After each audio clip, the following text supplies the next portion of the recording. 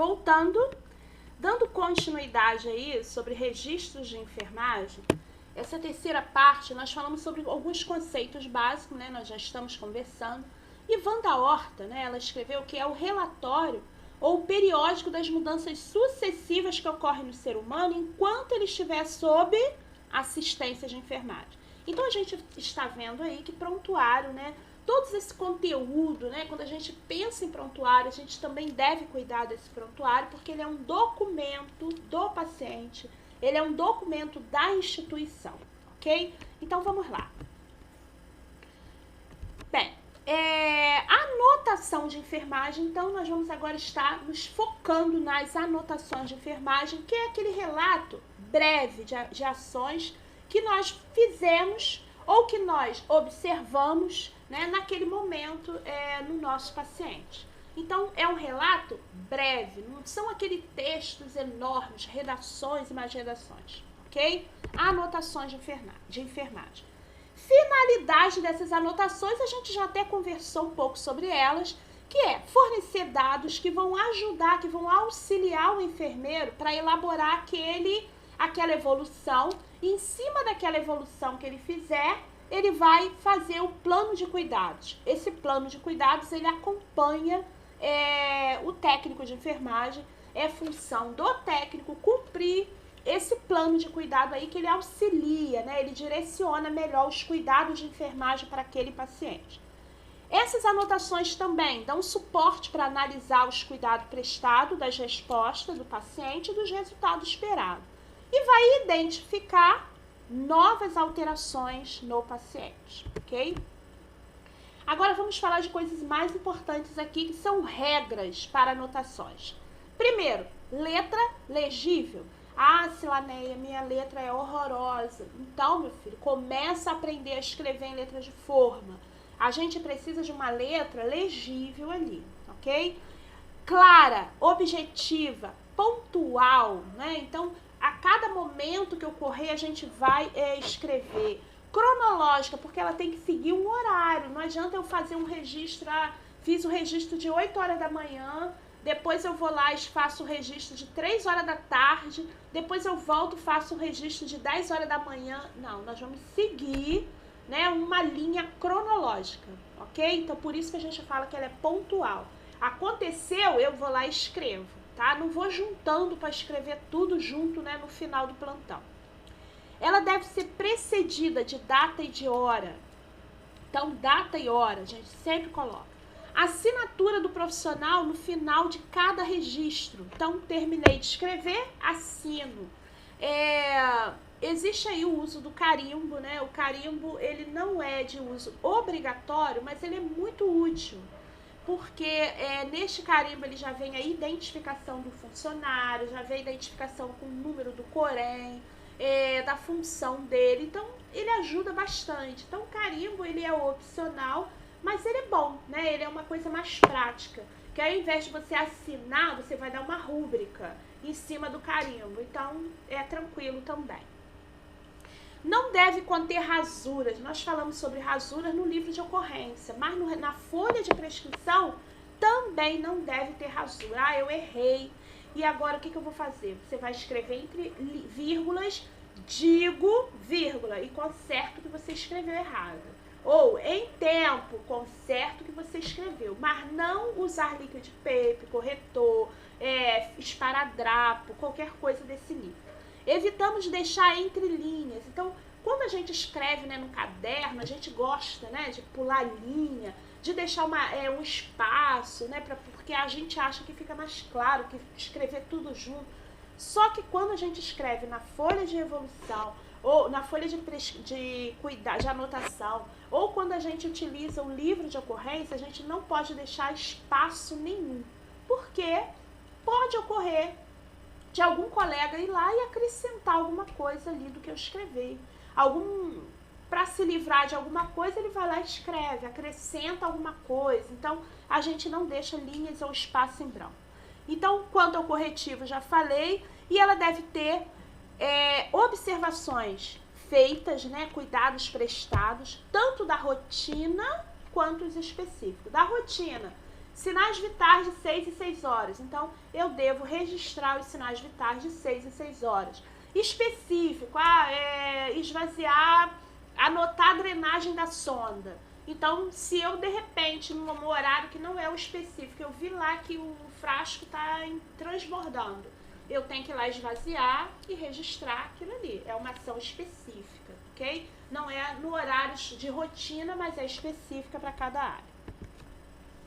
Deve constar respostas do paciente frente aos cuidados prescritos pelo enfermeiro, intercorrências, sinais e sintomas observados. Devemos descrever características como tamanho. Então, é uma lesão de aproximadamente 2 centímetros, ok? Então, eu vou falar assim, é uma lesão grande. Não, não vou utilizar. É uma lesão pequena, uma ferida pequena. Não. A gente deve evitar, né, essas palavras, esses termos como bem, como mal, razoável, muito, pouco, pequeno, grande, ok? A gente tem que direcionar melhor. Resumindo, as anotações de enfermagem, então, são registro de todos os cuidados prestados. Esses cuidados prestados aqui, a gente está observando que ele constitui a prescrição de enfermagem, a médica, os cuidados de rotina, medidas de segurança adotadas. Então, tive que levantar a grade, olha, instalado grade no leito, paciente com risco de queda. Tivemos que conter o paciente estava muito agitado, comuniquei ao médico, pedi autorização, feito contenção conforme prescrição. Então, medidas de segurança a gente anota. Encaminhamento ou transferência, encaminhei meu paciente para um exame, anoto. Encaminhei o paciente para um outro setor, né? Ele saiu da minha responsabilidade, foi para outra área. Então, a gente registra encaminhado aquele paciente, a hora, tudo certinho. E a realização de exames também deve ser registrada. Anotações de enfermagem, então, são registros de sinais e sintomas, nós já falamos. Sinais vitais mensurados, então, o registro pontual, os valores aferidos. Então, eu verifiquei a pressão arterial daquele paciente e vi que está 120 por 80, está normal. Então, ao invés de eu escrever 120 por 80 milímetros de Hg, eu escrevo paciente normotenso. Está errado, eu não posso dizer que ele está normotenso, que ele está normocárdico, né, o pulso normal. Não, eu tenho que colocar o registro adequado. Então, o valor mensurado. Ela deve conter intercorrências, que nós já falamos, aqueles fatos ocorridos com o paciente, a medida adotada. E resposta do paciente às ações, ok? Resposta do paciente, o paciente dormiu bem, o paciente sem queixas de dor no momento, então ele está reagindo bem. Então, as respostas dele ao tratamento a gente também deve registrar. Bem, orientações agora, conteúdos e formas de anotação.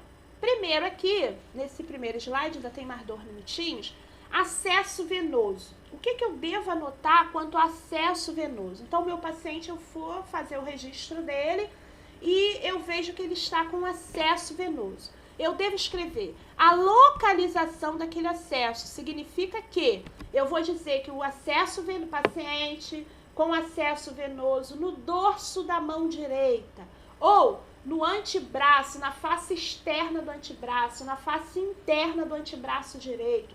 Toda a localização do meu acesso eu vou registrar. O tipo de acesso, então eu vou dizer para vocês se é um acesso venoso profundo ou um acesso venoso periférico. O que é um acesso venoso periférico? Quando a gente utiliza o gelco, quando a gente utiliza um scalp, isso daqui é um acesso venoso periférico. Nós, técnicos aí, vão puncionar o acesso venoso periférico.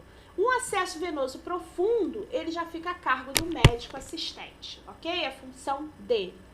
E o tipo de dispositivo. Então, por exemplo, paciente com acesso venoso periférico no dorso da mão direita, por gelco, número 20, a gente consegue visualizar, número 22, número 18. Então, a gente registra aí qual o tipo de dispositivo. Se existe presença de sinais flogísticos, eu acho que eu já falei isso na aula. O que são sinais flogísticos? São aqueles sinais que vão dizer para a gente que está ocorrendo uma inflamação naquela área.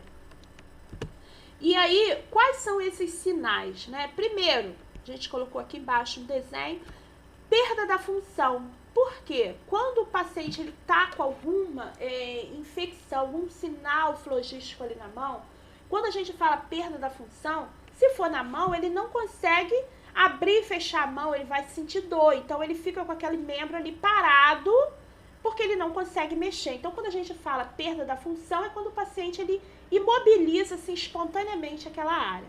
Dor, óbvio, se ele mexer vai doer. Edema, né, inchaço, então a área ela fica edemaciada, aumentada, né, inchada. Rubor, o que é rubor? Vermelhidão, hiperemia, mesma coisa. Então a área fica vermelha, com edema, com dor e por último com calor, quente. Se você colocar a mão naquele tecido ali, você vai ver que ele tá quente, tá vermelho, tá inchado. Aquilo ali são o que nós chamamos de sinais flogísticos. Então, quando eu vou olhar o paciente, eu vejo se existe algum sinal flogístico ali na mão. Ou naquele acesso, né? Eu tô falando na mão, mas no acesso. Se tiver, tem que retirar. Ok? Vou dar outra parada aqui, são 11 minutos, eu vou dar uma paradinha e volto no próximo vídeo.